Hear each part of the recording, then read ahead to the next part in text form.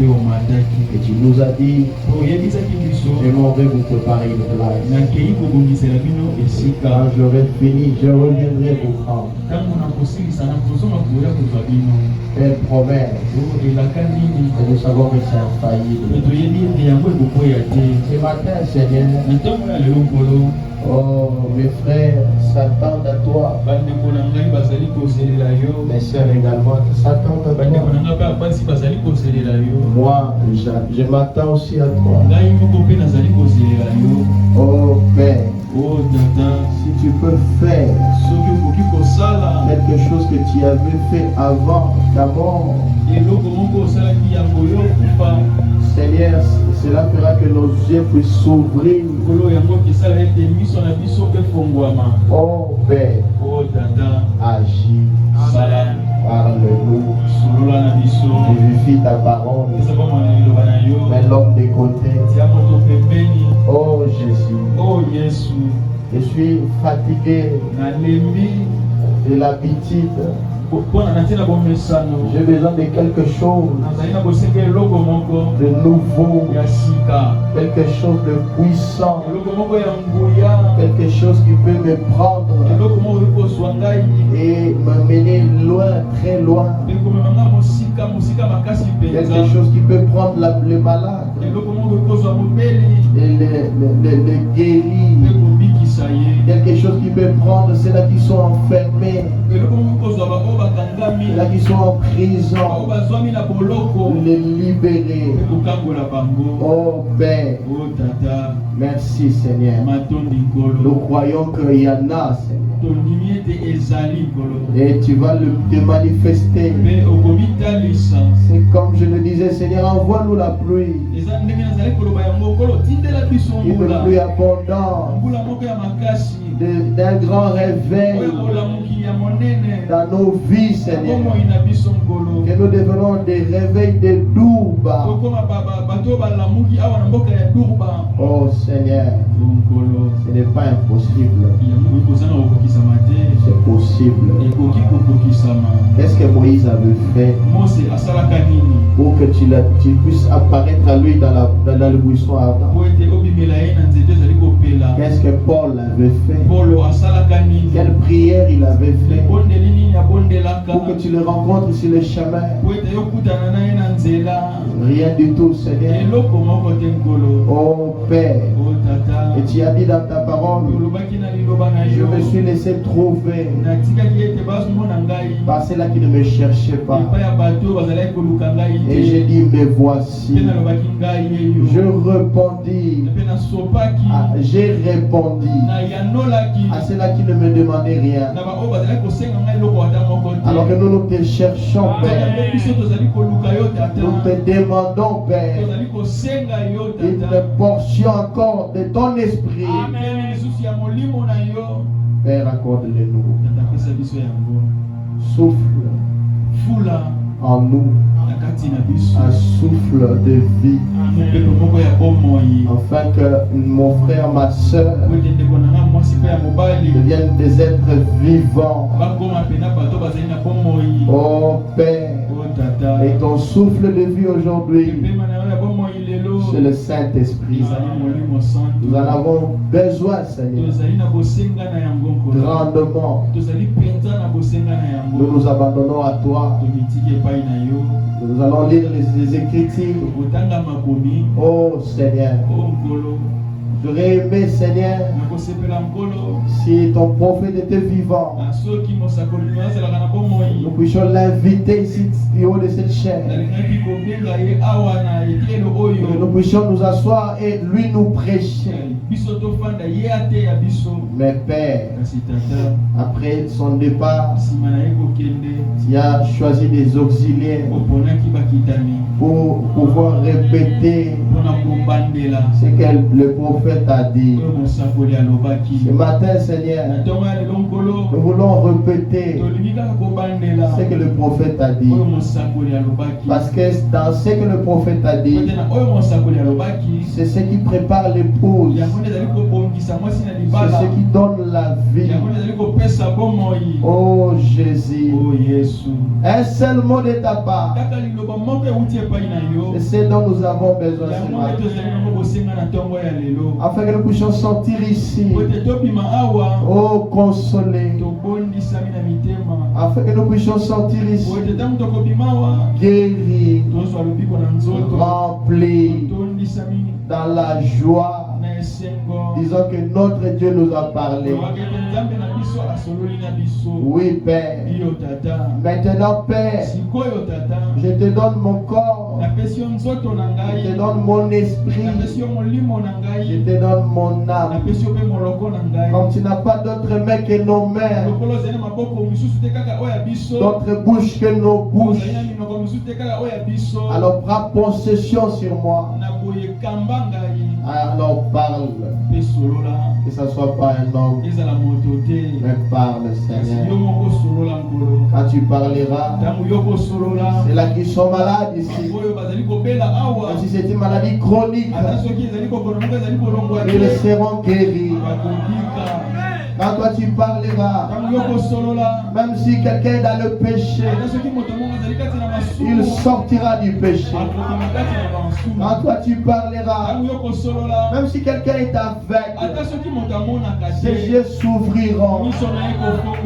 Oh Dieu, quand toi tu parleras, celui qui n'avait pas la vie éternelle aura la vie éternelle.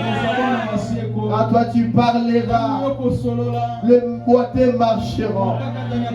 Quand toi tu parleras, les morts ressusciteront.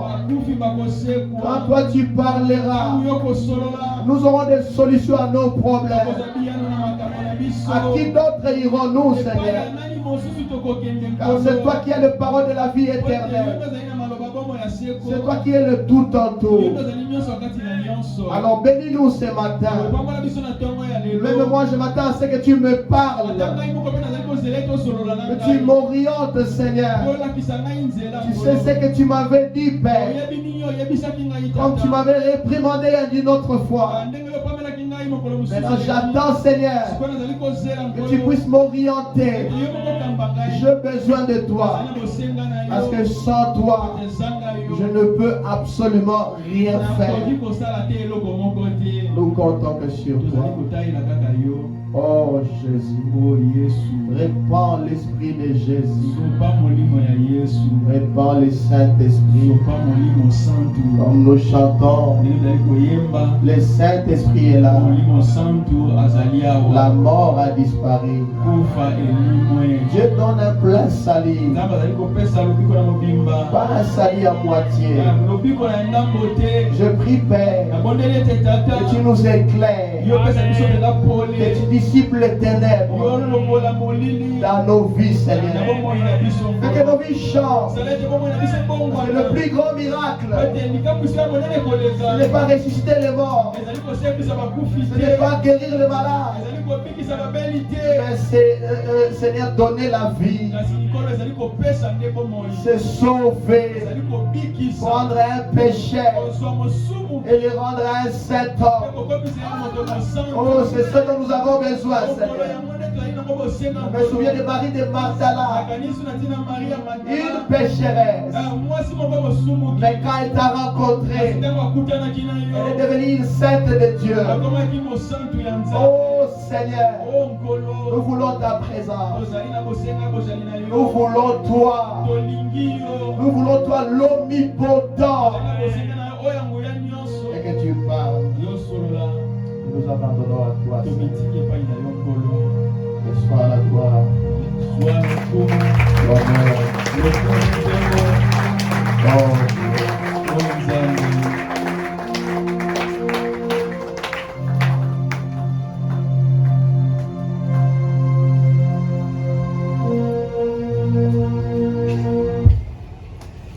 Le grand jour se lever, Dieu nous a visités. Voici de temps nouveau, chantons, chantons, gloire à l'agneau, nous recevons, nous recevons de qui, c'est qui l'avait promis. Oh oui, le Saint, alléluia. L'Esprit est là ce matin, le Saint-Esprit est là, le Saint-Esprit est là, la mort a disparu, Dieu donne un plein salut, et sur le monde entier, le grand jour s'est levé, le Saint, l'Esprit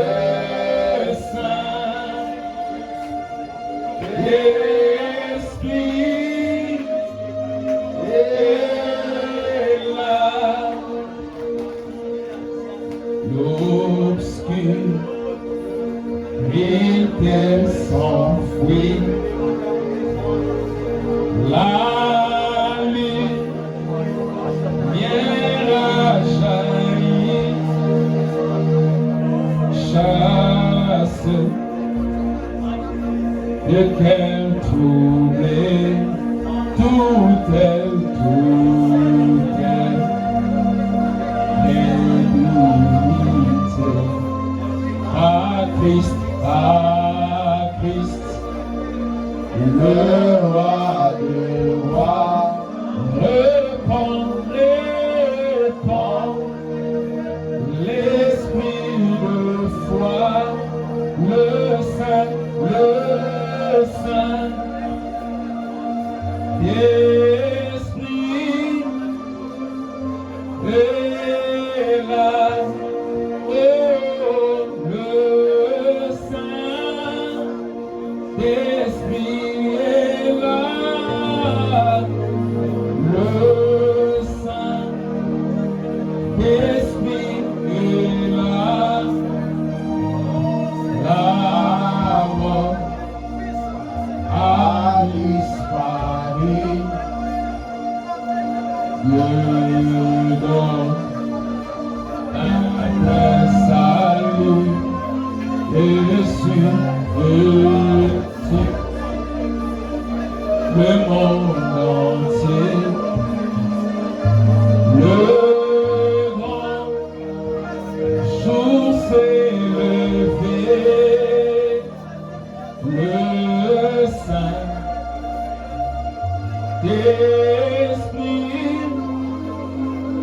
est là. Seigneur Jésus, tout esprit d'incrédulité, tout esprit de distraction, tout esprit de sommeil, nous les chassons maintenant au nom de Jésus-Christ. Tout esprit de mort, mort physique, mort spirituelle, nous les chassons au nom puissant de Jésus-Christ. Que cela soit ni les sans effet. Oh, ceux-là qui avaient cessé de vivre, qu'ils puissent revivre maintenant. Au nom de Jésus. Et ceux-là qui étaient enfermés dans des prisons, maintenant, Père, alors que nous allons sonner la trompette de jubilé, je les déclare. Ils sont libres. Ils sont libres. C'est là que les finances étaient bloquées. Ce matin, Père, avec le nom de Jésus, qui est la clé passe-partout.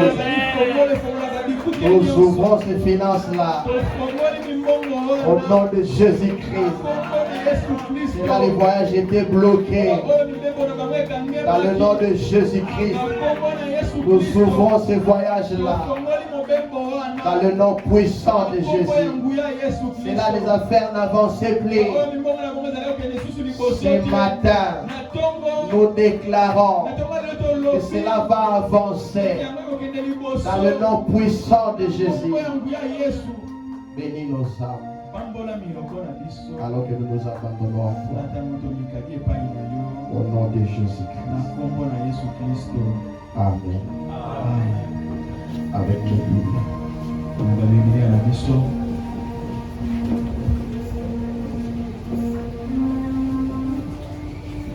Matthieu 14, 22, verset.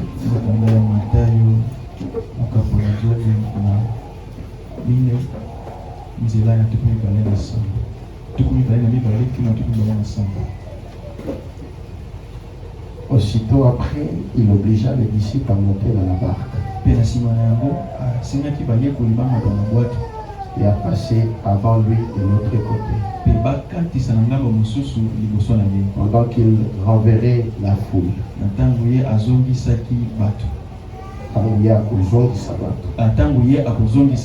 Quand il y est renvoyé, il monta sur la montagne pour prier à l'écart. Et comme le soir était venu, il était là seul. La barque déjà au milieu de la mer était bâtie par les flots, car le vent était contraire. À la 4e veille de la nuit, Jésus alla vers eux, marcha sur la mer. Quand les disciples le virent marcher sur la mer, ils furent troublés et dirent: c'est un fantôme. Et dans leur frayeur, ils poussèrent des cris. Jésus leur dit aussitôt: rassurez-vous, c'est moi, n'ayez pas peur. Que Dieu bénisse la lecture de sa parole. Vous pouvez vous asseoir.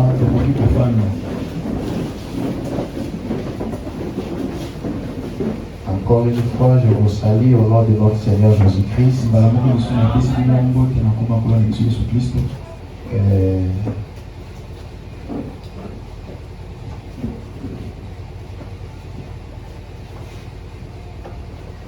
Il y a quelques programmes, nous allons le faire à la fin.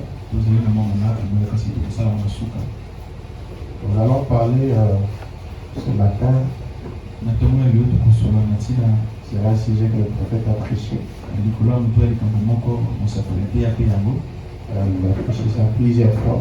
Il a intitulé N'ayez pas peur. C'est moi. À un autre endroit, il dit c'est moi. Et aussi, il a encore intitulé le témoignage en mer. Alors, par la grâce de Dieu, nous allons essayer d'en parler. Et Remarquez que Jésus avait dit aux disciples, n'ayez pas peur, c'est moi. Parce qu'ils avaient peur. Et la peur, c'est la malédiction que le diable a placée sur les gens. Frère Branham dit, maintenant le premier passage que nous voulons voir, la plus grande raison, la plus grande chose que j'ai trouvée parmi les chrétiens à travers le monde entier, c'est la peur. Ils ont toujours peur. Lorsqu'une petite maladie survient, ils ont peur. Nombreux. Des fois, je me pose des questions. Maintenant, je suis avec vous. Maintenant, ce que j'essaye de faire ce matin, au cours de cette semaine qui vient, ou de ce que j'essaye de faire ce matin, c'est d'essayer de chasser cette peur par la parole de Dieu. Cette peur que les gens ont. Nous allons essayer de le chasser au travers de la parole de Dieu. Quand vous avez peur, vous perdez la victoire. Vous perdez la foi. Mais quand vous avez la foi, vous enlevez la peur et tout ira bien. Alors, Frère Branham a commencé à dire ceci concernant cette prédication témoignage amer. Au paragraphe 14, il dit ça devait être vers la fin de l'après-midi. Le soleil devait se coucher quand ceci a eu lieu. Bon, il devait avoir fait chaud ce jour-là. Et après, à peu près comme ici en ce moment. Et puis il dit les climatiseurs ne fonctionnent pas. Ils sont en train de le réparer. C'est pour ça que j'ai choisi un sujet différent de celui sur lequel j'avais l'intention de prêcher. Pour pouvoir faire vite et vous éviter de devoir rester assis longtemps dans cette chaleur. Ce pécheur, un grand gaillard, ce pécheur, Balo Bimbisi, avait, après avoir vu tout ce qu'il avait fait pendant la journée,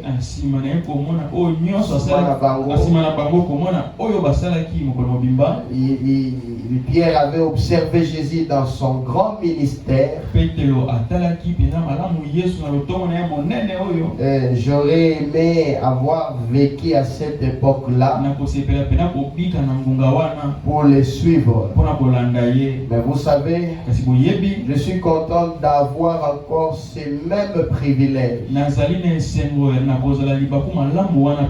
de l'observer, le regarder faire des choses.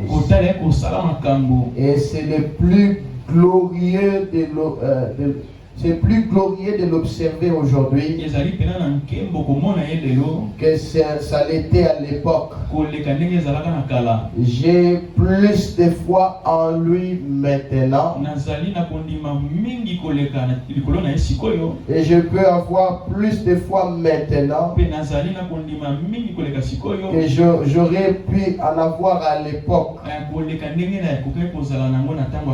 Parce qu'il s'est passé 2000 ans pour nous prouver que l'évangile est vrai. Sango malamu.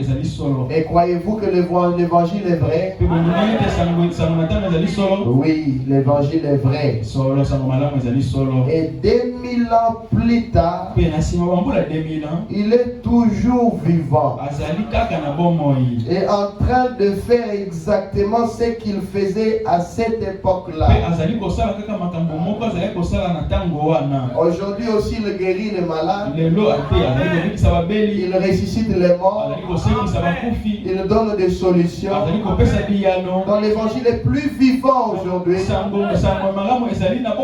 plus réel aujourd'hui.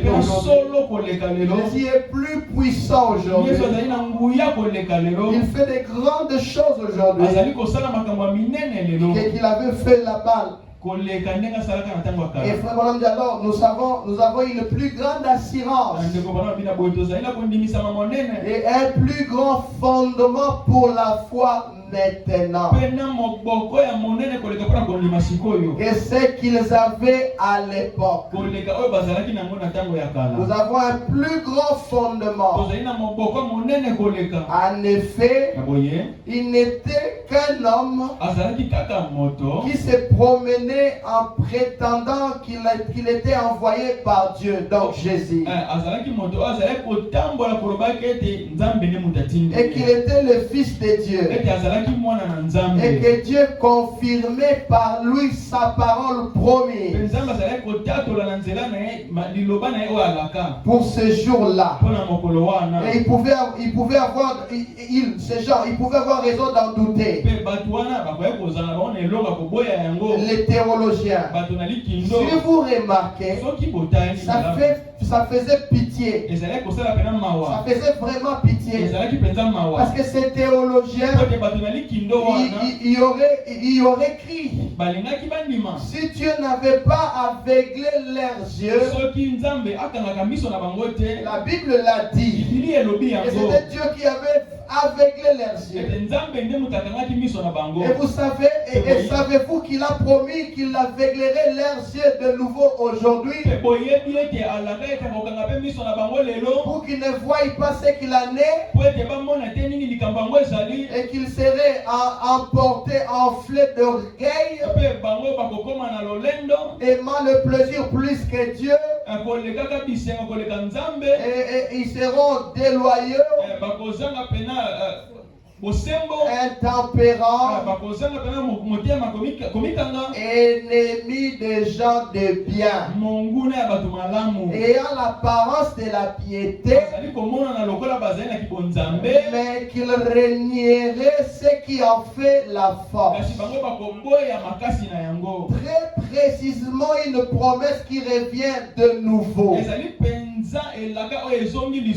Et on ne peut pas vraiment faire autrement que de prouver de la pitié pour les gens dont les yeux sont aveuglés sur ce jour-ci, alors que les Écritures dont Dieu a promis l'accomplissement en ce jour même, en cette terre. Nous les avons devant les yeux. Nous le regardons. Et les gens voient ça. Et ils secouent la tête. Et s'en vont en disant, je ne le vois pas. Ça fait pitié. Mais malgré tout, les Écritures doivent s'accomplir. Il faut que ça se passe comme ça.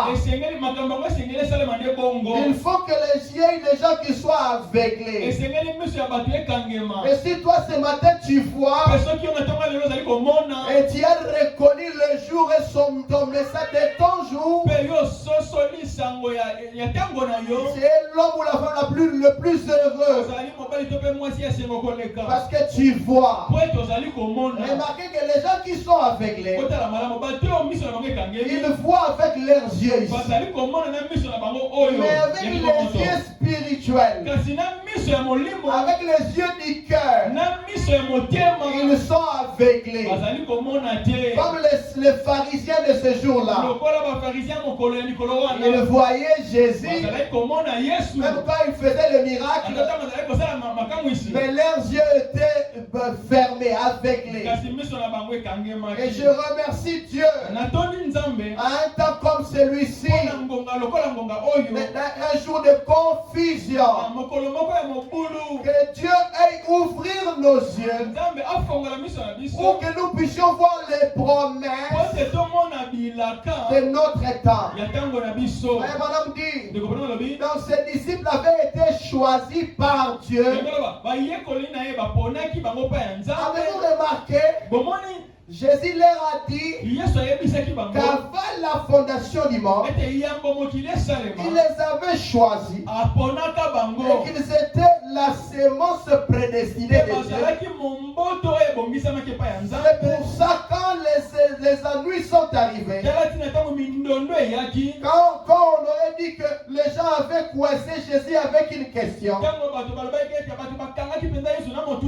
pour eux, il n'y avait pas de questions. Ils ne pouvaient pas comprendre, mais ils étaient bien décidés à ne connaître rien d'autre que lui. Toi seul as la parole de la vie éternelle. Et ils étaient bien décidés à s'en tenir à cela, parce qu'ils étaient destinés à cette fonction. Et c'est pareil aujourd'hui. Les hommes et les femmes qui sont destinés à la vie éternelle viendront à la vie éternelle. Tout ce que le Père m'a donné viendront à moi. C'est sa parole. Et ça ne peut pas faillir. C'est la parole de Dieu. Et maintenant, nous voyons ces disciples qui avaient eu une glorieuse réunion ce jour-là. Ils ont vu Jésus multiplier le pain, nourrir plus de 5000 personnes. Ils ont vu ces réunions, ils ont eu des glorieuses réunions ce jour-là. Dans l'immense champ qui s'étendait près du versant d'une montagne, Jésus leur avait dit, vous pouvez aller traverser la mer avant moi. Et ils allaient monter sur la montagne. Il allait monter sur la montagne tout seul. Pour prier. Et les disciples, après avoir rencontré des amis, ils ont fait des connaissances dans cette réunion-là.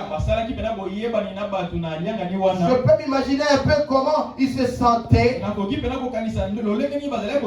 En effet, de rencontrer des amis pour ensuite être obligé de quitter ses amis. Juste au moment où on commençait à se connaître, c'est là qu'il faut faire ses adieux. Et c'est quelque chose qui m'a toujours assez chagriné. C'est d'un bout à l'autre du pays, partout dans le monde, de rencontrer des amis, et qu'ensuite on doit les quitter, sachant qu'il y en a beaucoup qu'on ne reverrait plus jusqu'à ce que nous les rencontrons au jugement. C'est quelque chose d'assez attristant. Je peux m'imaginer la barque avec le nez qui s'avançait sur le rive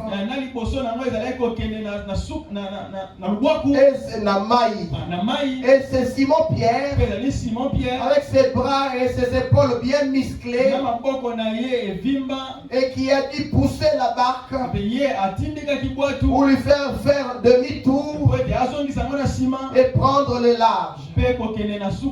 Ils faisaient tous au revoir de la mer à ceux qui étaient sur le rive. Et ils criaient. Et revenez encore nous voir avec le maître. Venez faire une autre réunion de réveil. Nous avons été bénis aujourd'hui. Les nouveaux amis qui leur faisaient au revoir de la mer. Ensuite, il a fait quelques enjambées pour se frayer un chemin entre les autres disciples. Et c'est probablement assis à côté de son frère André, Simon, Pierre. Et ils ont commencé à ramer. Et les barques de cette époque-là étaient propulsées soit par le vent, soit par des rames qu'ils tiraient. Alors ils s'asseyaient peut-être deux par côté, un par siège. Ils s'asseyaient deux par siège. Et il avait dit faire chaud cet après-midi-là. Si on se rapporte aux Écritures juste avant cet événement, et donc ça veut dire être un après-midi très calme, ensoleillé et chaud. Le soleil se couchait. Et ensuite il lâchait les rames et faisait au revoir de la main aux gens. Il ramait un moment. Et après il saluait les gens. Nous espérons vous voir un jour. Il continuait à prendre les larges. Et puis le soleil, et puis le coucher du soleil, la tombée du jour, au bout d'un moment, il a commencé à faire nuit. Ils ont dû prendre pas mal de vitesse en ramant. C'est tout un travail ça. Quand ces grands rames lourdes s'enfonçaient dans la mer, et la plupart d'entre eux étaient de pêcheurs, de disciples, et des solides gaillards habitués à la mer.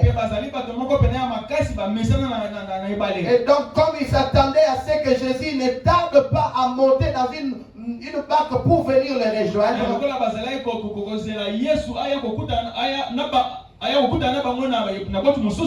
eh bien, ils ont pris le large. Ils ont dû se laisser glisser un petit peu.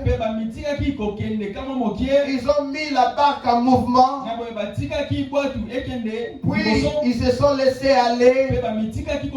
Et frère Branham dit, et je peux voir, ça doit être le jeune disciple Jean. C'est peut-être lui qui a été le premier à parler, parce qu'il était le plus jeune du groupe. Ça doit être lui qui a dit, je commence à être un peu fatigué, laissons glisser l'embarcation un moment, attendez un peu, on n'a pas besoin de se dépêcher, il n'est pas encore arrivé. Alors on ferait aussi bien d'attendre un peu et de prendre une bonne bouffée d'air, et assis là, la tête un peu penchée, il a dit commencer une réunion de témoignages. Et c'est de ça que je veux parler.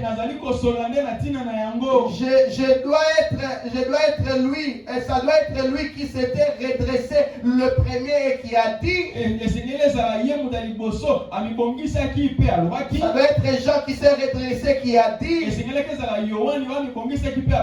dit frère, peu importe ce que les gens peuvent dire et combien on peut ne pas vouloir les croire. Après ce qui est arrivé aujourd'hui, je suis tout à fait convaincu que nous ne suivons pas un imposteur. Nous ne suivons rien moins que Dieu. Car aucun homme ne pourrait faire ce qu'il a fait aujourd'hui. À moins d'être Dieu. Vous savez, quand il a pris ses pains et qu'il les a rompus et qu'il a nourri 5000 personnes, là pour moi, ça a été la chose la plus extraordinaire. Il a pu y avoir des doutes jusqu'aujourd'hui. Il aurait pu avoir des doutes jusqu'aujourd'hui. Je ne fais que répéter son témoignage. Frère Madame dit. Jean a dit, il aurait pu avoir un doute jusqu'aujourd'hui. Je ne fais que répéter son témoignage. Là pour dire, mais ça réglait la question. Je pouvais encore avoir des doutes. Mais ce que j'ai vu aujourd'hui, cela a réglé la question. Et il a dit, je me souviens, il y a des années, je vivais tout près du Jourdain. Je me souviens encore, quand j'étais un petit garçon, et que ma jolie maman juive me prenait dans ses bras l'après-midi et que je m'assoyais sur ses genoux et qu'elle me berçait sur la véranda. Et quand les coquelicots étaient en fleurs et le long de rive du Jourdain, elle regardait du côté du désert, et de ce désert que notre peuple avait traversé. Ma mère avait l'habitude de me raconter des histoires de la Bible. Une des plus glorieuses histoires dont je me souviens, c'est celle de la femme Sunamite. Et quand son petit garçon était mort, et que le prophète a ressuscité ce petit garçon d'entre les morts. C'était une histoire passionnante. Mais l'une des histoires les plus passionnantes que maman me racontait, elle disait là, Jean, tu n'es qu'un petit garçon. Mais en grandissant, je veux que tu te rappelles que le grand Jéhovah a fait sortir notre peuple de l'Égypte. Et nous avons traversé ce désert. Et de l'autre côté du fleuve là, et tous, pendant 40 ans, ils ont fait route dans le désert. Pas d'endroit où se procurer des vêtements. Pas d'endroit pour manger. Dieu faisait pleuvoir du pain du ciel tous les soirs pour nourrir notre peuple dans le désert. Parce qu'il était en service commandé. Il suivait les grands Jéhovah. Et maintenant un jour, Jéhovah se fera chair ici sur terre sous la forme d'un homme.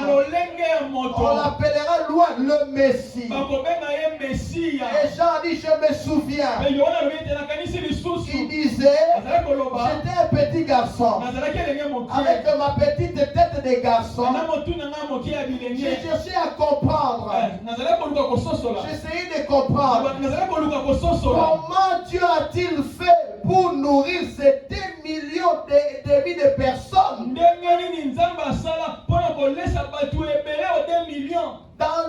dans ce désert? Où a-t-il pris tous ces pains-là? J'ai demandé à maman, est-ce que ce Jéhovah a toute une usine de four? Là dans le ciel, et il faisait cuire tout le pain. Il se dépêchait de descendre le soir pour le mettre sur le sol pour les gens. Et les grands cieux de Jéhovah, ils sont pleins de fours. Elle disait, non mon fils, tu es trop jeune pour comprendre. Tu vois, Jéhovah est un créateur. Il n'a pas besoin de four. Tout ce qu'il fait, c'est parler. Et sa parole se matérialise quand il parle. Il est le grand Jéhovah. Il a prononcé ça tout simplement. Et les anges ont distribué ça sur la terre pour le peuple. Et aujourd'hui, quand je l'ai vu se tenir là, avez-vous remarqué ce regard sur son visage? Il n'y avait aucun doute dans son esprit. J'ai grimpé derrière le rocher. Je l'ai regardé faire. Quand il a pris le pain, et qu'il a rompu, et qu'il a remis à ses serviteurs, à nous pour que nous les distribuions au peuple. Et ensuite, quand il est revenu pour le rompre encore, le pain était redevenu complet. Et il a fait cela des centaines de fois. Jusqu'à ce que le monde soit rassasié. Et on en a ramassé des paniers pleins. Je sais que ça ne pouvait être rien de moins que Jéhovah. Parce qu'il a agi comme cet homme-là. Parce qu'il a agi comme Jéhovah l'avait fait. Il n'y a que Jéhovah qui peut créer. Et je sais que cet homme-là n'est pas un imposteur. Il n'y a qu'un créateur. Et c'est Jéhovah. Et maintenant, de toutes les choses que j'ai vues, celle-là m'a convaincu. Oh Seigneur, nous voulons aussi voir des choses. Que cela nous amène à être convaincus. Et je veux que vous sachiez maintenant. Ça c'est Jean qui parle. Il dit, je veux que vous sachiez maintenant que mon cœur est pleinement abandonné. Je crois pleinement qu'il n'est pas seulement un prophète. Il est un prophète, mais il est plus qu'un prophète. Il n'est rien de moins que Jéhovah Dieu, habitant au milieu de nous. Parce qu'il a créé du pain et qu'il a eu des agissements de Jéhovah. Ce n'est pas étonnant qu'il a pu dire, si je ne fais pas les œuvres de mon père, alors ne me croyez pas.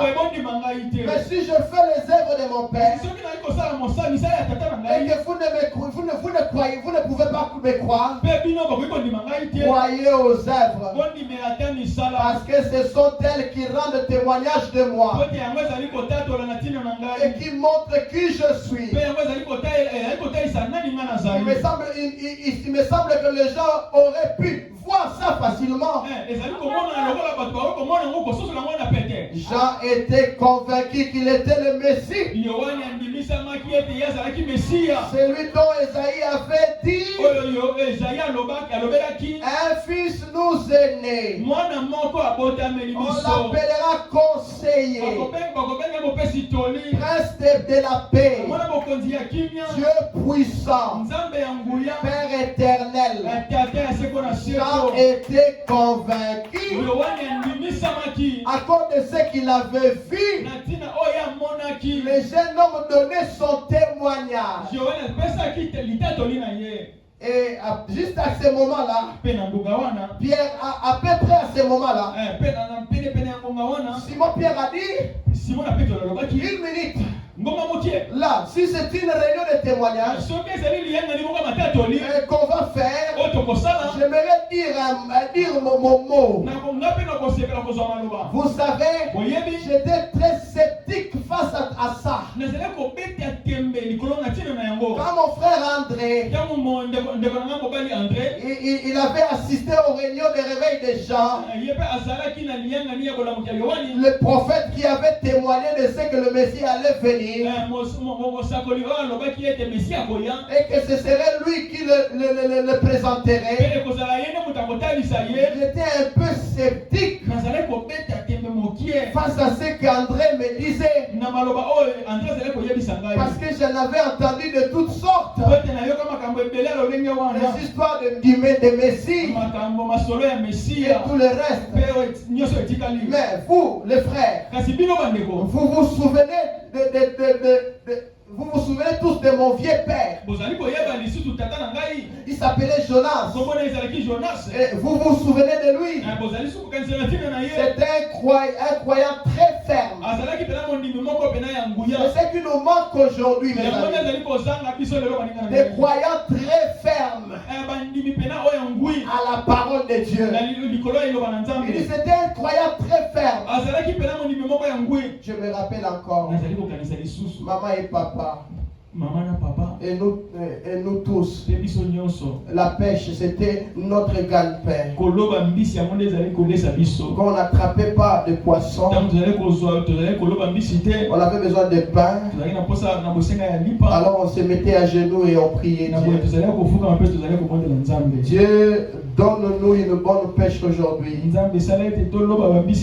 Oh Dieu, qu'on puisse vendre notre poisson pour payer nos dettes et avoir de quoi manger. On partait en mer, dans la tempête. On bravait ces tempêtes. Et papa, je revois encore ses cheveux gris qui lui descendaient dans le dos un jour. Un jour, il s'est assis sur le bastangage de la barque. Et il m'a parlé, il m'a dit: Simon, tu es mon fils aîné. Tu sais, j'ai toujours crié, Simon, que je verrai le Messie. Notre peuple l'attend depuis l'Éden. Et nous sommes sûrs qu'il va venir. Peu importe le temps que ça prendra. Il s'est passé 4000 ans. Tu vas me dire, mais je crois que le Messie viendra. Tous les Juifs ont cru qu'ils verraient le Messie dans leur génération. J'espère le voir dans ma génération. Mais on dirait que je me fais vieux. Là, je vais devoir renoncer à la mer. Je commence à avoir mal partout. Alors il est probable que je ne le verrai pas de mon temps. Mais toi, peut-être oui, mon fils. Et je vais te donner une formation dans les Écritures. Fiston, avant que le Messie fasse son apparition, il y aura toutes sortes de choses qui se produiront. Toutes sortes de faussetés. Parce que Satan va faire ça pour détruire l'influence du vrai Messie. Quand il viendra, ça se passe toujours comme ça. C'est encore pareil. Et ensuite, nous voyons, il a dit, je me souviens qu'il a passé son bras autour de moi. Et il m'a dit, fiston, il n'y a qu'un seul moyen pour lequel tu pourras identifier ces messies. Il y a maintenant des centaines d'années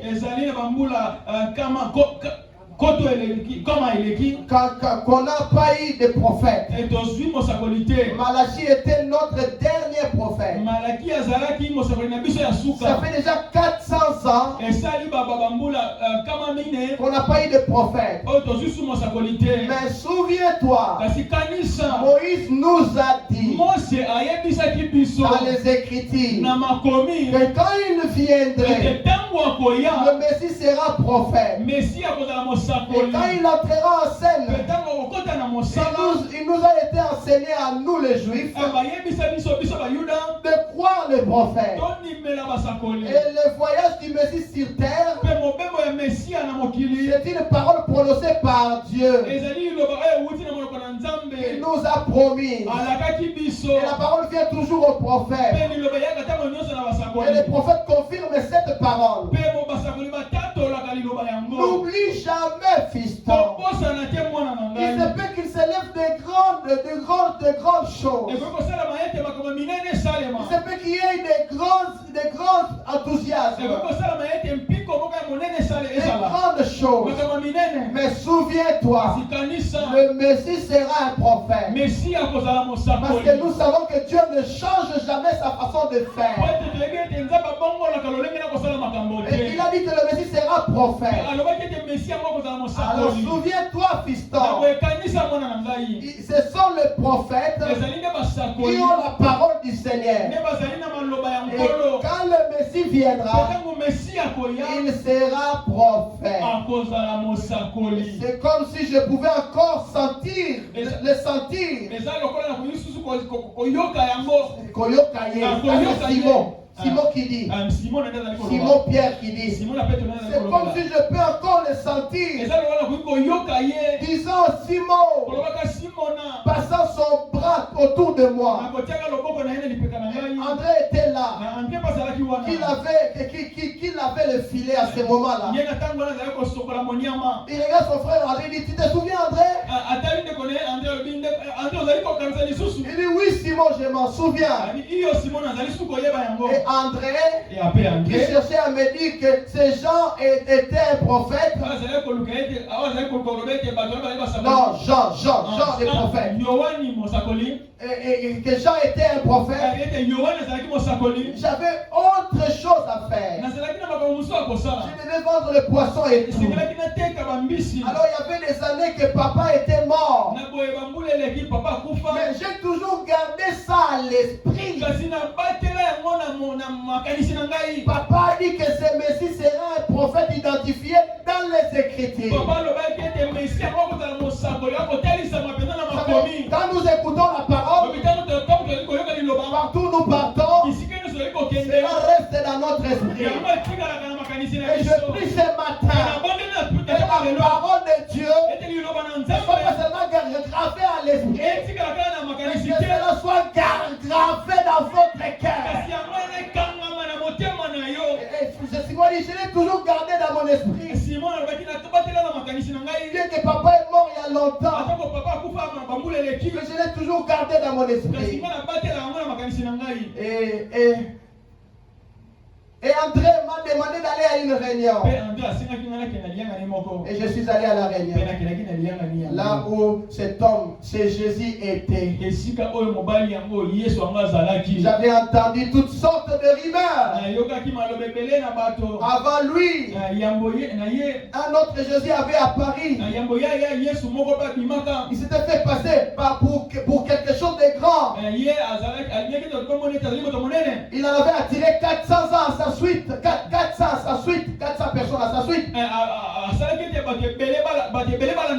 ils avaient tous péri. Et je pense que, ou je pensais que ce n'était un autre du même genre. Avec beaucoup d'enthousiasme. Pour un réveil quelconque. Pour une grande dénomination qu'ils allaient former. Mais un jour, je me suis mis en tête d'y aller.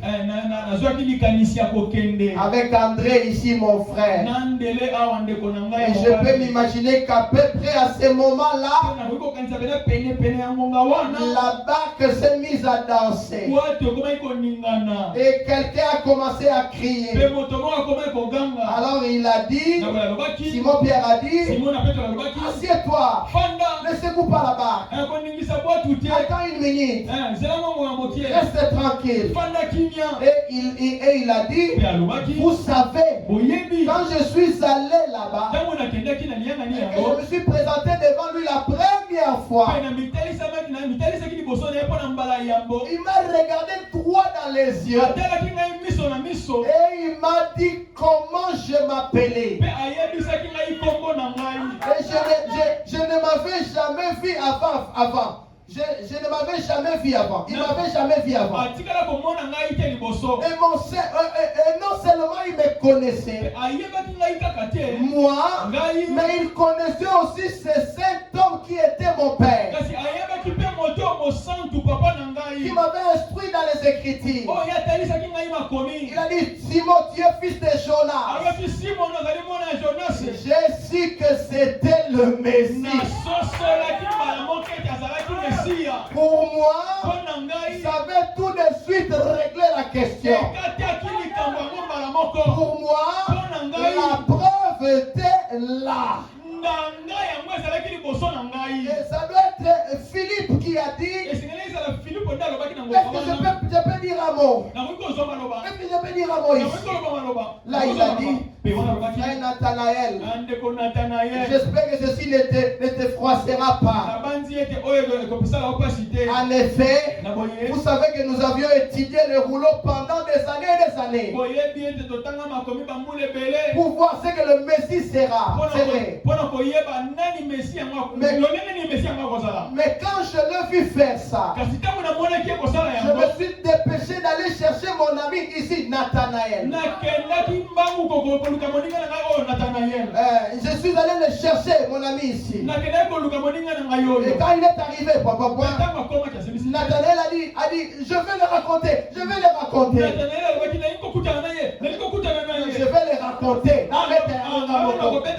Et que là-bas, personne ne donnera les témoignages de l'autre. Toi-même, tu dois donner ton témoignage par rapport à ce que tu as fait dans ta vie. Et Nathanaël a dit, je vais le raconter. Je vais le raconter. Il dit, oh, vous savez, quand Jésus a fait quelque chose pour vous, il y a quelque chose qui fait que vous ne pouvez vraiment pas rester tranquille. Il faut que vous le racontiez à vous-même. Mais on dit pas vrai. Si c'est quelque chose de réel, il faut que vous le disiez. Et quand il m'a rempli du Saint-Esprit, je vais en parler. Je veux que quelqu'un d'autre le sache. Pas que quelqu'un d'autre le raconte. Je veux le dire moi-même. Et je peux m'imaginer Nathanaël. Il était tout emballé. Et il a dit, vous savez, J'aimerais raconter ça. J'étais un peu sceptique. Philippe, quand tu m'en as parlé, je t'ai demandé, est-ce qu'il peut sortir quelque chose de bon de Nazareth? Et tu m'as donné la meilleure réponse qui ait jamais été donnée à quelqu'un. Viens voir. C'est encore valide aujourd'hui. C'est exact. Ne restez pas chez vous à critiquer. Venez voir vous-même. J'ai dit, est-ce qu'il peut sortir quelque chose de bon de Nazareth? Et toi, Philippe, tu m'as dit, viens voir toi-même. Tu sais ce que tu m'as dit? Et quand je me suis avancé dans sa présence, et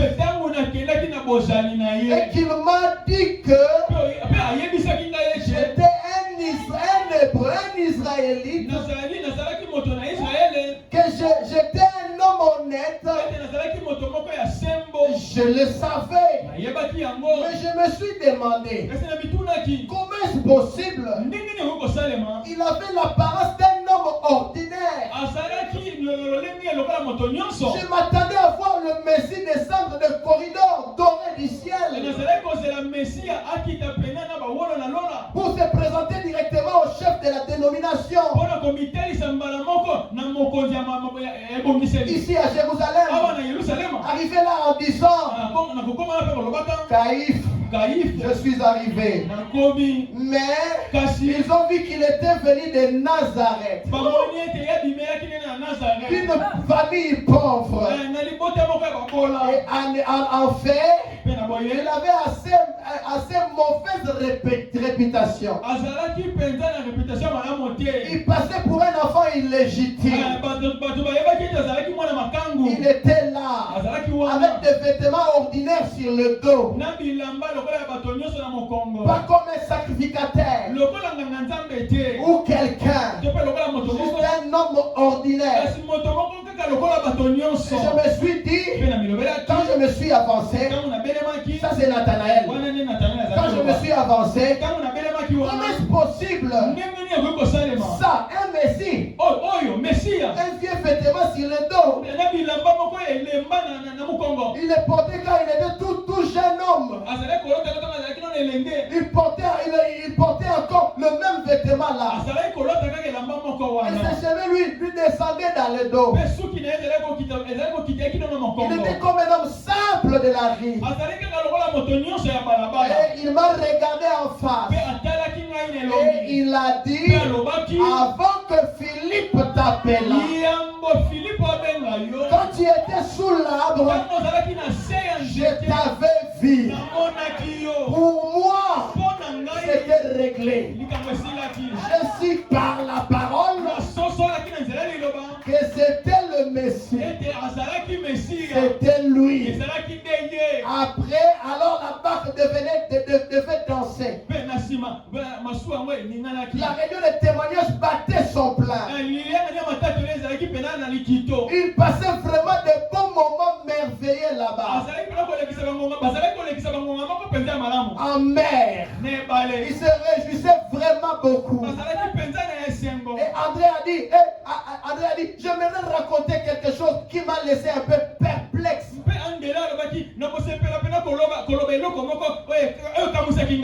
Qui m'a laissé perplexe pendant un moment. Vous vous souvenez de la fois où on descendait à Jéricho? Et il a dit, il faut qu'on remonte. Je dois passer par la Samarie. Alors il est monté à Samarie. Et là dans la ville de Chichar, près d'un puits, il nous a tous envoyés en ville acheter des vivres. Ils ont dit, oh oui, je me souviens bien. Ils disaient tous, oui, nous nous souvenons de cela. La barque dansait. Chacun avait un merveilleux témoignage. Une fois la réunion de réveil terminée, donc il faisait cette réunion de témoignage. Et il a dit, oui, vous vous rappelez, on est revenu doucement. Et à notre surprise, on a vu notre maître qui parlait à une prostituée notoire. On s'est dit, oh, c'est mauvais ça. Regarde-les donc là. Qui parle à cette jeune femme. Il nous a envoyé là-bas. Pendant que lui ici, il est assis ici. En compagnie de cette femme de mauvaise vie. Vous vous rappelez? On était là. Juste derrière le buisson. Ils sont allés ils se sont gardés là. Nous étions juste là derrière le buisson. Et on a entendu lui dire, femme, va chercher ton mari. Et viens ici. Et on s'est dit, eh bien, peut-être on s'est trompé. Cette femme, peut-être qu'elle est légalement mariée là. Et alors elle a regardé en face. Elle a dit, monsieur, je n'ai point de mari. Vous vous souvenez comment le cœur nous a manqué? Notre grand Messie, à qui nous avons confiance, et voilà qui s'est fait prendre à mentir dans le feu de la conversation. Parce qu'il a dit, va chercher ton mari. Et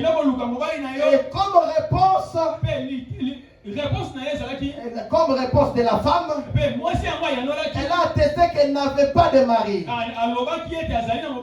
Là, ça s'est retourné contre lui. Vous vous souvenez comment on avait tous l'air surpris. Et comme nous avait coupé le souffle. Oui, je me souviens. Et puis, vous vous souvenez des paroles qui ont suivi. Il a dit, tu as dit la vérité. Parce que tu en as eu 5. Et celui avec qui tu vis maintenant en ce moment n'est pas ton mari. Vous vous souvenez de la réunion de témoignages derrière le buisson. Vous voyez, on ne peut pas les coincer. Il est Dieu. Simon a dit, André a dit, oui, là pour moi c'était réglé. Et puis Barthélemy a dit, eh bien, moi aussi je vais donner mon témoignage. Eh bien, vous vous souvenez de l'aveugle Bartimée? Ce qu'il nous avait dit. Et pendant qu'il était assis là, on lui a répliqué. Quand on lui a dit, il a demandé la question, qui passe là-bas? On lui a répliqué, tais-toi, en le repoussant. Et finalement, une gentille petite femme, une servante de Christ. Tous les serviteurs de Christ sont gentils. Voyez-vous cela? Ils aiment témoigner de la courtoisie à ceux qui sont dans le besoin. Aider l'aveugle à travers la rue. Les amener à la réunion.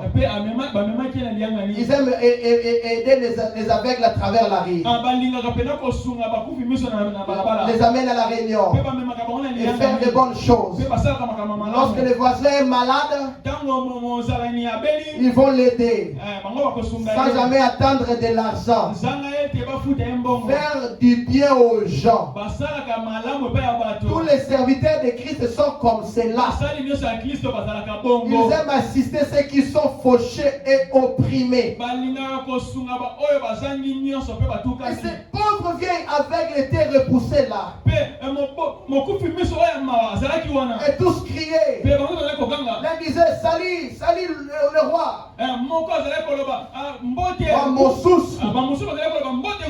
Les prophètes de Galilée, salut. Les autres disaient, ôtez cet imposteur. D'autres disaient, viens ressusciter les morts. Pas hypocrite. Il y en a plein ici sur la colline. Viens par ici et ressuscite l'un de nous, l'un de nos hommes. Nous avons un pied sacrificateur qui est mort la semaine passée. Viens le ressusciter si tu es le Fils de Dieu. Et Jésus n'a point ouvert la bouche. Il a carrément continué à marcher. Il s'est dirigé vers les calvaires en ce moment-là. Allah à Jérusalem. Tout le fardeau du monde reposait sur lui. Tout homme qui soit jamais mort. Chaque péché qui ait jamais été commis reposait sur lui. Et il savait qu'il allait mourir. Je peux entendre Bartimée demander, qui passe? Personne ne lui répondait. Aussitôt cette gentille petite femme a dit, monsieur, laissez-moi vous aider à vous relever. Gentil monsieur. Oh, vous êtes gentil madame. Et elle a dit, je suis servante de Christ. De quoi? De Christ. Êtes-vous juif? Il dit oui. N'avez-vous pas lu dans les Écritures que le Messie viendrait? Oh, le fils de David. Oui. Quel genre d'homme serait-il? Oh oui, il sera prophète. A dit l'aveugle Bartimée. Il sera prophète. Celui qui vient de passer. Oh Jésus. Toi fils de David. Aie pitié de moi. Certains disaient, tais-toi. Comment peut-il entendre ça? Allez une fois à Jéricho. Voyez là où il était assis. Là où l'aveugle Bartimée était assis. Où se trouvait Jésus. Environ 274 mètres. Avec des milliers de gens qui disaient, salut prophète. L'autre disait, ôtez cet hypocrite. Les fruits trop pourris lui étaient jetés. Comme cela. Et de notre ville. Sortez de notre ville. Les uns le bénissaient. D'autres le maudissaient. C'est pareil aujourd'hui. C'est la même chose. Certains disaient c'est vrai, ça vient de Dieu. Les autres disaient c'est un démon. Vous y êtes? Voyez, Dieu retire son homme, mais jamais son esprit. Le diable retire son homme, mais jamais son esprit. Il s'en va vivre dans quelqu'un d'autre. C'est-à-dire les esprits, ça quitte cette personne ici. Quand il meurt, ça vient dans telle autre personne. Même le Saint-Esprit, même l'Esprit de Dieu, ça peut quitter telle personne, ça peut venir ici. Voilà me dit, regardez Élie, quand il est monté, l'esprit qui était en lui est descendu sur Élisée. Quand Élisée est parti, l'esprit qui était en lui est venu sur Jean-Baptiste. Quand Jean-Baptiste est parti, l'esprit qui était en lui est venu sur William Branham. Et un jour, ce même esprit viendra dans une autre personne, un juif qui sera Élie, qui va ramener l'évangile aux juifs.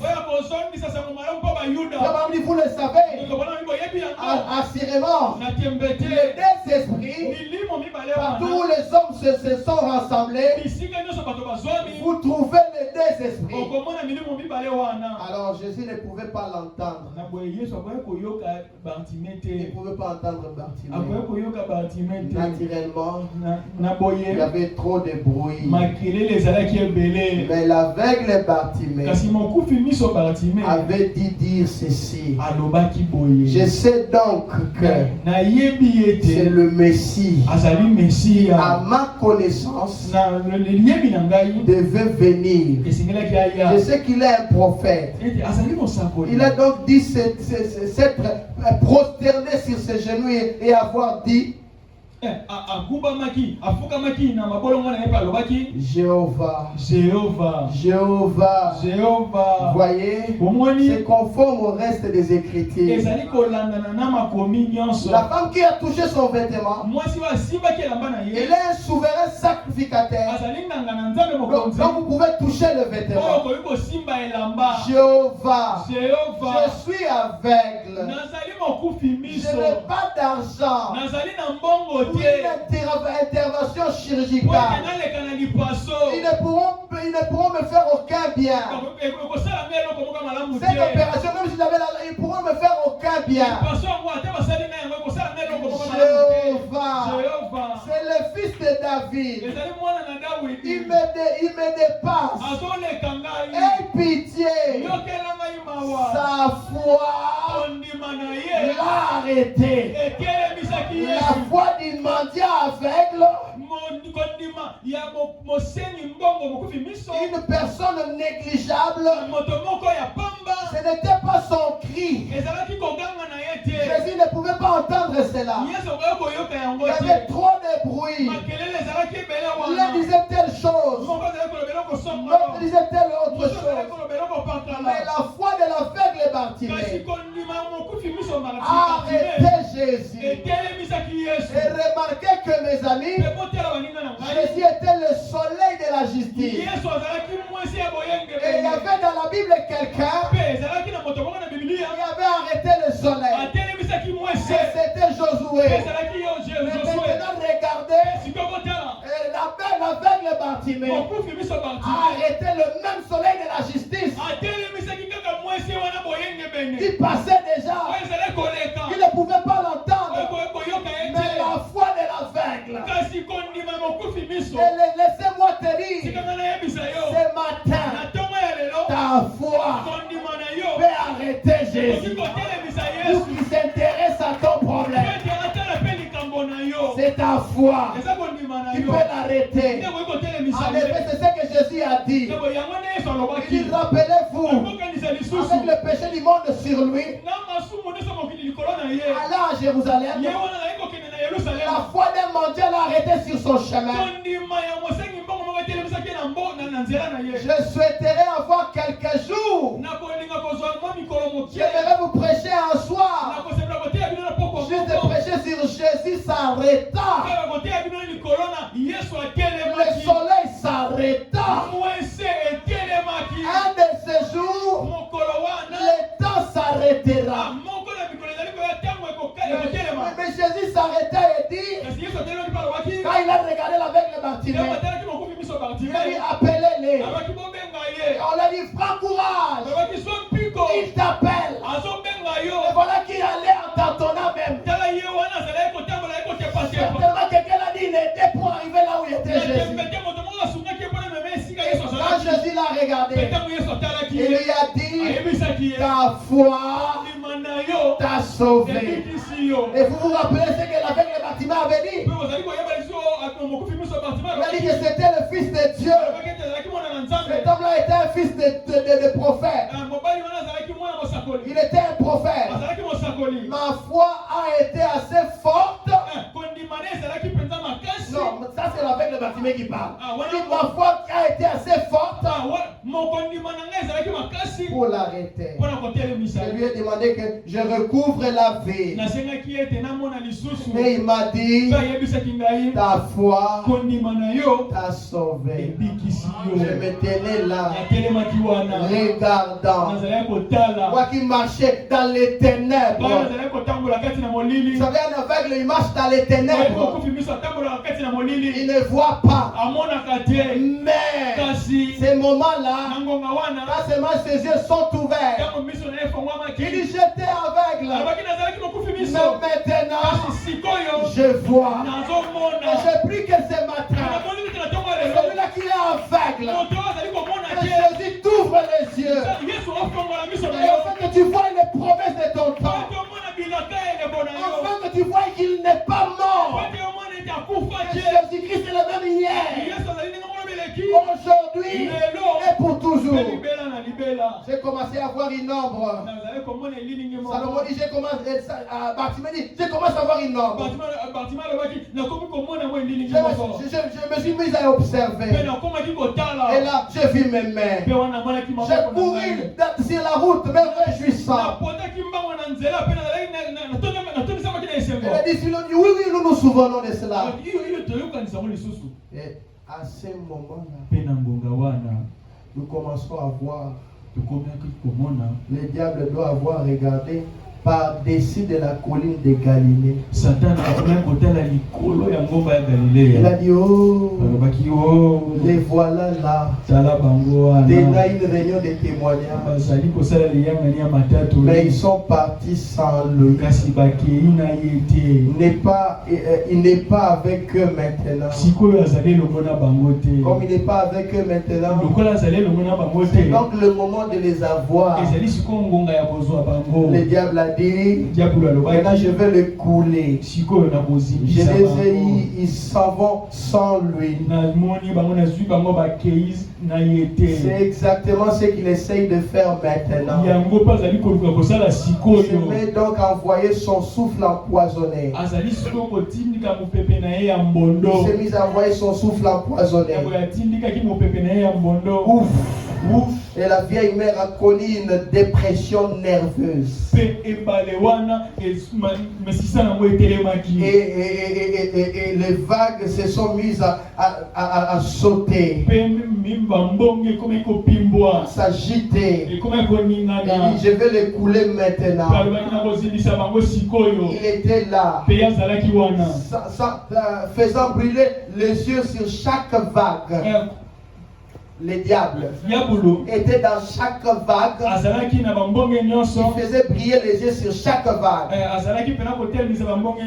Et les éclairs brillaient. Les tonnerres grondaient. Il disait nous allons les avoir maintenant. En effet, nous les avons eu là sans lui. C'est ce que le diable a fait faire à l'église aujourd'hui. Et à ce moment-là, les vents ont mis à souffler. Les vagues commençaient à déferler dans la barque. Les serviteurs de Satan avaient la parole. Il y a toujours des troubles quand il prend la parole. Les vagues déferlaient en furie, entraient dans la barque. Les vagues étaient de plus en plus fortes. Et sans doute que Satan lui-même faisait briller ses yeux de lézard. Il faisait briller ses yeux de lézard.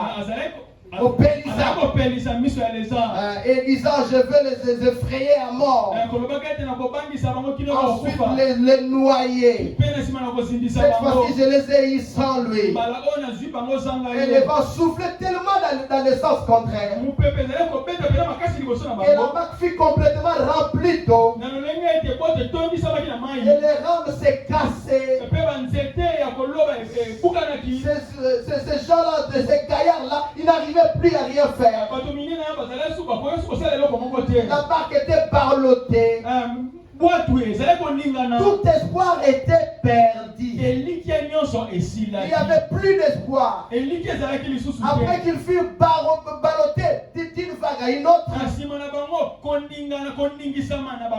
Peut-être il y avait des gens assis, il y a des gens assis ici ce matin.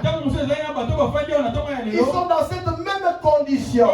Vous avez désiré trouver Dieu. Vous avez été ballotté d'une église à une autre, d'une dénomination à une autre, en portant votre lettre d'affiliation d'une église à l'autre. Chez les baptistes, chez les méthodistes, on peut peut-être que vous avez été ballotté d'un cabinet de médecins à un autre. Les vagues furies de la maladie, vous avez amené chez un médecin. Il vous a consulté et a dit: il n'y a plus rien que je puisse faire. Une autre vague vous enverra à une autre clinique, uniquement pour entendre le médecin dire: votre cas est à un stade avancé. Il n'y a rien qu'on puisse faire pour vous. Mais alors que tout espoir était perdu, il est arrivé de regarder. Ils ont vu quelqu'un venir. Regardez une chose, mes frères. Dieu est la mère aigle. Quand il prend ses petits, parfois il les laisse dans les épreuves. Lui il montre très haut, il montre très haut, en train de regarder. Sans doute, mes frères, Jésus, là où il était sur la montagne, il voyait ce qui s'est passé. Là où il est assis, là au ciel, il regarde en bas, il voit tout ce qui se passe dans ta vie. Il regardait sans doute les disciples. Quand ils avaient perdu l'espoir, ils n'avaient plus d'espoir. Ils ont terminé tout ce qu'ils savaient faire. Mais juste à ce moment-là, pendant que le diable a dit que je les ai ils ont vu un homme marchant sur les eaux, en train de venir dans leur direction. Oh mes amis, laissez-moi vous dire, il n'abandonne jamais ses amis. Je me souviens de 3 enfants hébreux. Pendant qu'ils avaient pris position pour la parole, on les avait arrêtés. Ils avaient refusé d'adorer les statues. Même le roi a dit: adorez seulement un peu. On ne va pas vous jeter dans la fournaise ardente. Ils ont dit au roi: sache-le bien au roi, nous n'adorons que Jéhovah. Il ne faut pas adorer ta statue. La statue que le roi avait dressée, c'était la statue de Daniel, leur frère prophète. Et non, ils ont dit: nous n'adorons pas cette statue. C'est la même chose aujourd'hui. Nous n'adorerons pas William Branham. Il n'y a qu'un seul Dieu que nous allons adorer. C'est le Seigneur Jésus-Christ. Nous l'adorons ici sur la terre. Nous l'adorerons là-bas. L'éternité à l'éternité, nous l'adorerons. Ils ont dit: nous n'adorerons pas ta statue. Le roi a dit: moi je verrai maintenant. Quel est celui-là qui va vous délivrer de ma main? Ils ont dit: voici notre Dieu que nous servons. Il est capable de nous délivrer. S'il ne nous délivre pas, sachez-le bien au roi, nous n'adorerons pas la statue. Et vous savez quelque chose? Frère Branham dit: il y a quelque chose qui se fait sur la terre, il y a quelque chose qui se fait au ciel. Pendant ce moment-là, le ciel avait bougé. Les anges étaient en train d'aller et de retourner. Frère Branham dit: Je veux voir Gabriel. Dieu était assis sur son trône. Il dit, mon Seigneur, a-t-il remarqué, a-t-il regardé les informations sur la terre? Des serviteurs qui ont pris position pour toi. Ils sont prêts à être jetés dans la fournaise. Envoie-moi, Seigneur. Je vais aller changer la situation. Dieu était là calme. Il a dit à Gabriel, je sais que tu es un ange fidèle. Mais mets-toi là-bas. Après quelques minutes, c'est Michael qui venait. Cet ange puissant. Il dit, Seigneur, as-tu regardé les infos? Là sur la terre, Shadrach, Meshach et Abednego, ils ont pris position pour toi. On va les jeter dans la fournaise. Envoie-moi. Je vais aller changer la situation avec mon épée ici pour délivrer tes serviteurs. Dieu était là. Il dit, oui, je sais. Reste là. Est-ce que tu peux changer la situation? Mais reste là. Et frère Madame dit, pendant ce moment-là, Absinthe est arrivé. L'ange de la pluie qui avait fait noyer le temps de Noé. Il dit, Seigneur, je viens de suivre les informations sur la terre. Regarde ce qui arrive à tes serviteurs. Tu sais que je suis fidèle, non?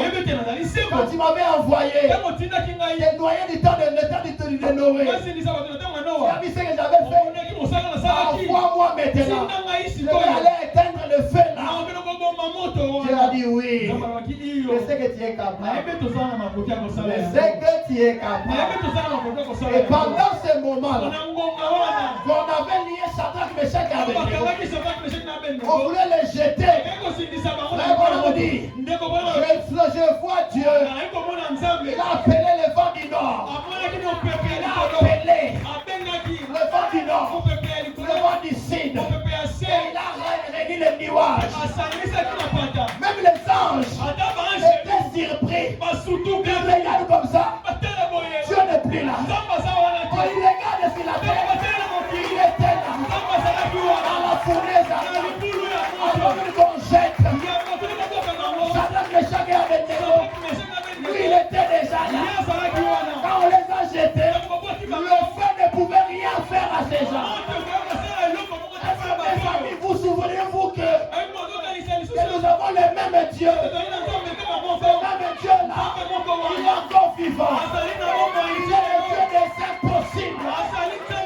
Comme si tu avais fait 200 enfants, il est capable de donner les enfants. Même si tu as le sida, il est capable de te guérir. Même si tu es sans mariage, il est capable de te donner le mariage. Et le grand Jéhovah, et nous l'aimons. Il est puissant, il peut tout faire. Alléluia. Je ne sais pas ce que tu traverses. Je suis venu te dire, n'aie pas peur. C'est lui. Il est là. Il peut changer. Il ne t'abandonnera jamais. S'il n'a pas menti à Abraham, s'il n'a pas menti à Abraham, s'il n'a pas menti Jacob, pourquoi il va te mentir? Il est vivant. Il est vivant. Il agit. Il vient toujours à l'heure. Il ne vient pas en retard. Oh mes bien-aimés, je l'aime pour cela. Il vient au moment opportun. Quand les gens ont parlé. Et alors lui, il vient pour changer l'histoire. Et je prie ce matin. Si les gens avaient parlé. Et ce matin, est-ce que ce matin, ils viennent ce matin et qu'ils changent ton histoire dans le nom de Jésus-Christ. Et remarquez mes amis, pendant qu'ils étaient là, ils ont vu quelqu'un marcher là sur l'eau et ils ont commencé à crier, un fantôme, la seule chose qui pouvait les sauver, ils l'ont traité d'un fantôme. ceci. J'aime ceci. Ah, merci Seigneur. J'aime ceci.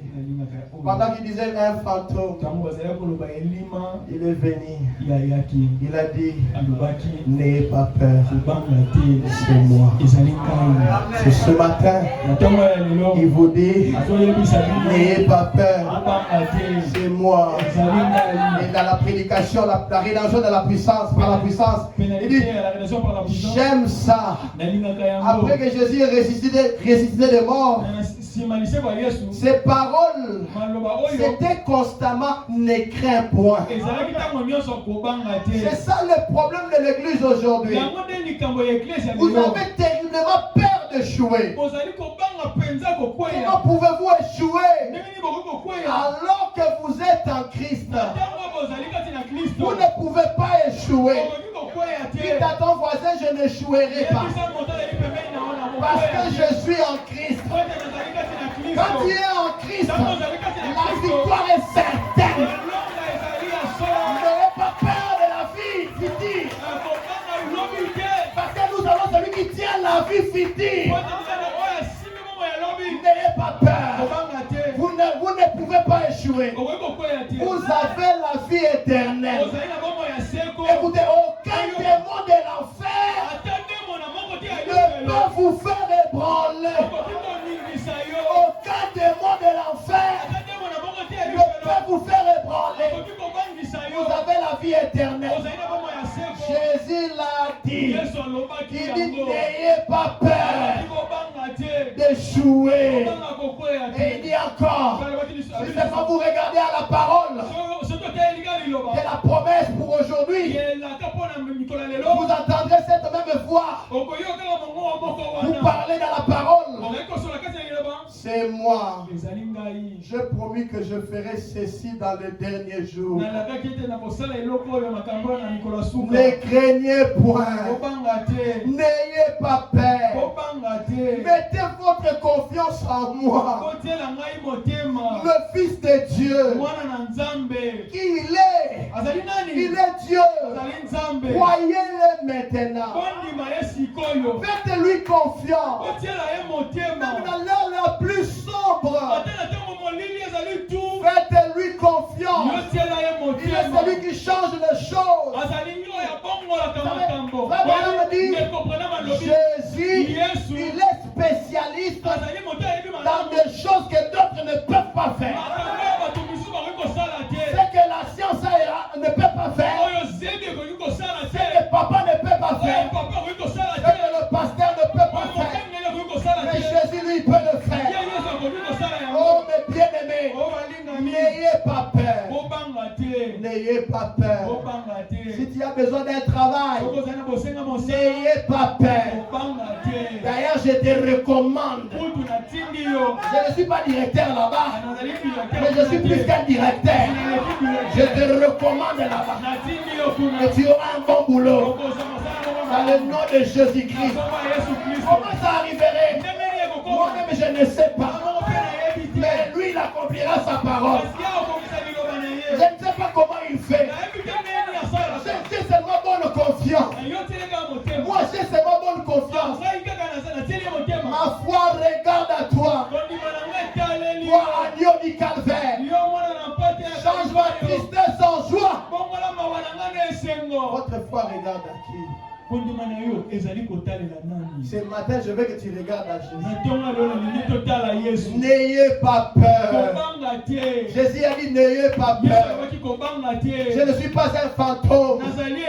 Je suis un secours qui ne manque jamais dans la détresse. N'ayez pas peur. Même si tu commences à vieillir, n'ayez pas peur.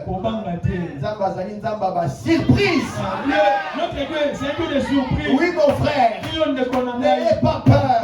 Même si tu as déjà 30 ans, même si tu as 35 ans, n'ayez pas peur. Un miracle sur la route pour toi. Un miracle sur la route pour toi.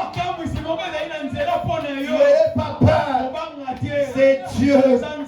Si tu es arrivé ici à Durban, mais que tu n'as pas encore un travail, et que tu es découragé, et que te dire, ne rentrez pas. Restez là. Restez là. Partout foulera la plante de vos pieds.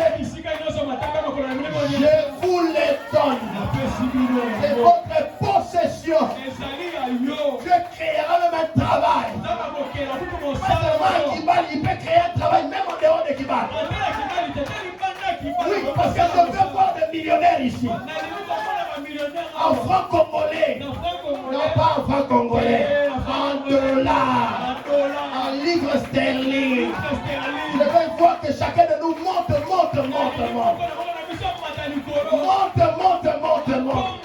Et je prie ce matin. Ce qui faisait encore obstacle. Pour que tu ne puisses pas atteindre tes objectifs. Je prie ce matin. Que cet obstacle-là soit ôté. Dans le nom de Jésus-Christ. Afin que tu amènes un témoignage. Dans le nom de Jésus. Tu as besoin de te marier. Recevez les mariages. Tu as besoin du Saint-Esprit. Recevez le Saint-Esprit. Ne perdez pas espoir. Obungisaka elika te. Ne perdez pas espoir. Nanu esili te. Ah, il agit encore. Mon tour viendra. Je suis patient. Je ne perds pas espoir. Ah, que Dieu vous bénisse. Que Dieu vous élève. Enlevez la peur. Avancez. Allez de l'avant.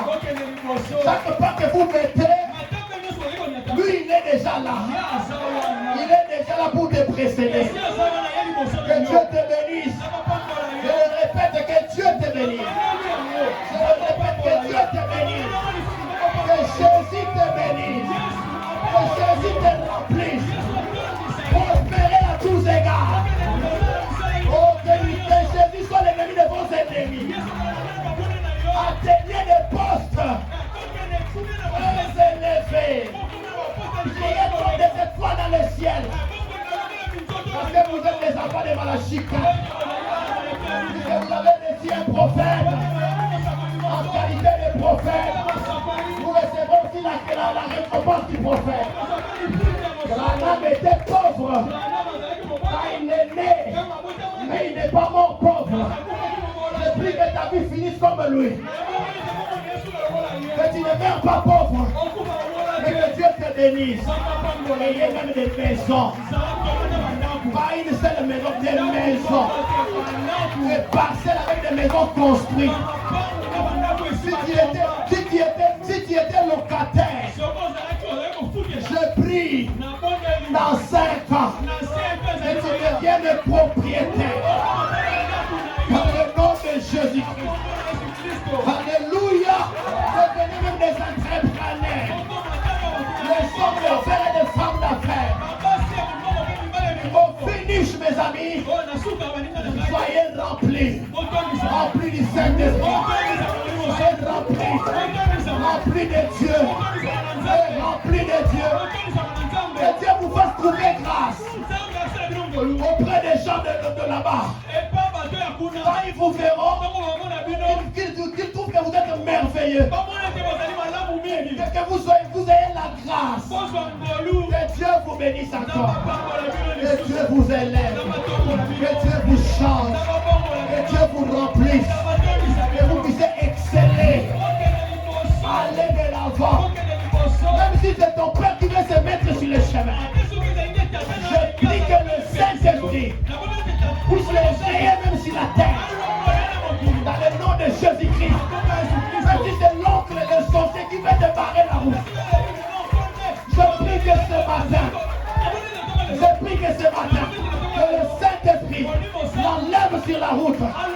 Quand tu dois avancer, tu es né pour des grandes choses. Tu es né pour faire des grandes choses. Tu es un éclat. Tu es né dans les hôtels. Je suis un aiglon. Je suis né dans les hôtels. Oh là là. Merci Seigneur. Oh, nous allons nous lever. Pendant que le frère va chanter. Bonsoir à Dieu à notre Dieu. Confessez cela. Professez des bonnes choses. Tu es toi-même le prophète de ta propre vie. Dites-moi, je réussirai. Moi, je serai un grand patron. Marchez comme si vous êtes déjà patron. Voyez déjà des maisons que vous avez construites. Il y a un pouvoir dans l'imagination. Vous rêvez. Un véritable chrétien a des rêves. Pas de petits rêves. Non, moi je vais aller se mettre à Mwanga ici. Non, monsieur. Voyez grand. Quand vous voyez grand, quand vous pensez grand, et vous deviendrez aussi grand. Quand vous voyez chrétien de renom, tu es un chrétien de renom. Tu es un chrétien de renom. Tu deviendras aussi un chrétien de renom. Alléluia. N'ayez pas peur. N'ayez pas peur. N'ayez pas peur. Ayez la foi. C'est Dieu lui-même. Les pas des justes sont conduits par l'Éternel. Ta vie ne finira pas comme ça. Quand ton père spirituel, je le refuse. Tu dois prospérer. Et c'est toutes les malédictions familiales que les grands-pères avaient fait. Ce matin, au nom de Jésus-Christ, je les enlève. Je les enlève. Quand tu dois te marier, pas le mariage, il y a qu'à devant non. Le mariage de pipi. Toi, tu dois te marier. Peut-être tu as perdu l'espoir. Je suis là pour te dire, tu vas te marier. La face d'enfant. Tu vas on verra quelqu'un qui t'aimera et toi et tes enfants.